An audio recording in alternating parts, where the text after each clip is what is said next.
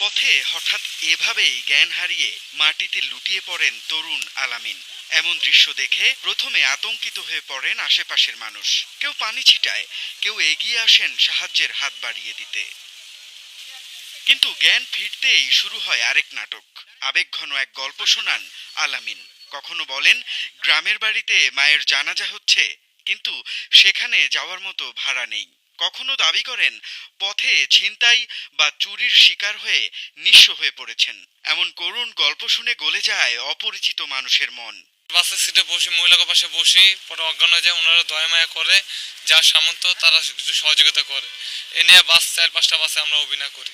যেমন আপনার কুড়ির বিশ্ব রোড, উত্তরা এয়ারপোর্ট, তারপর আপনার পাইপের চান্দরিয়া, রত্তানি, নবীনগর, সাভার, এদিকে। মজার বিষয় হলো, শুরুতেই তিনি কারো কাছ থেকে টাকা নিতে রাজি হন না, বারবার ফিরিয়ে দেন। আর সেই অনীহাই মানুষের বিশ্বাস আরো বাড়িয়ে দেয়। শেষ পর্যন্ত উপস্থিত লোকজনই জোর করে যার কাছে যতটুকু আছে তা তুলে দেন তার হাতে। পরিস্থিতি ভেদে এক একটি ঘটনাস্থল থেকেই তিনি সংগ্রহ করেন 2 থেকে 5 হাজার টাকা, কখনো তার চেয়েও বেশি। কোনো বাসে কোনো সময় কেউ যদি দেয়, আর কেউ দেয় না। একজন দিলে কবে, আরেকজন দেয় না। এমন 1500, 2000, 3000 টাকা ইনকাম। আরও চাঞ্চল্যকর তথ্য হলো, জিজ্ঞাসাবাদে আলামিন জানান অভিনব এই কৌশল তিনি শিখেছেন নিজের বাবার কাছ থেকেই।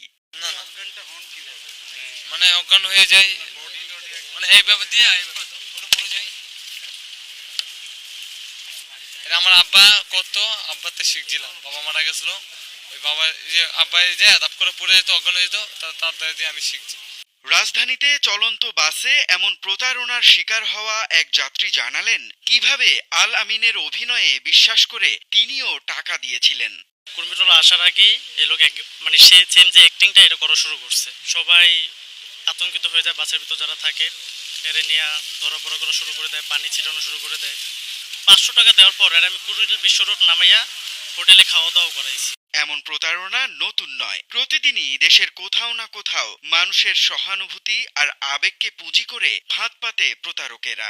ফলে সত্যিকারের অসহায় মানুষও অনেক সময় প্রয়োজনের মুহূর্তে সাহায্য থেকে বঞ্চিত হন, কারণ মানুষ এখন সহজে কাউকে বিশ্বাস করতে ভয় পায়। তাই বিশেষজ্ঞদের পরামর্শ, মানবিকতা হারিয়ে না ফেলেও সাহায্য করার আগে যতটা সম্ভব ঘটনার সত্যতা যাচাই করা উচিত। সামান্য সতর্কতাই হতে পারে এমন প্রতারণা ঠেকানোর সবচেয়ে কার্যকর উপায়।